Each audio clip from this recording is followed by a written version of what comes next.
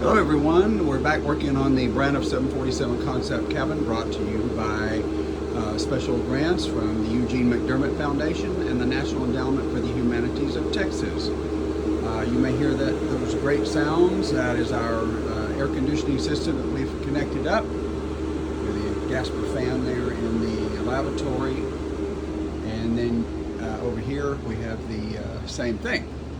We have the overhead vents and the air conditioning vents operating as well.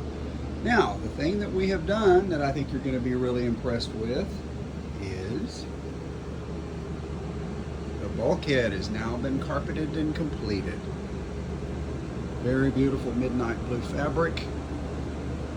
Very nice. And we have now completed the carpeting of the floor and the floor module systems that are in there, which you can see.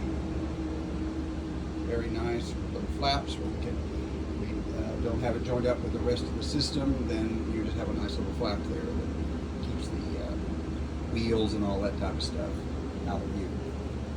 So there we are. That's where we are today. It's coming along pretty well. Soon we'll have the bulkhead materials. They're going to be really nice for the inside of the lavatory and the L1 door entry. So until next time, we'll talk soon.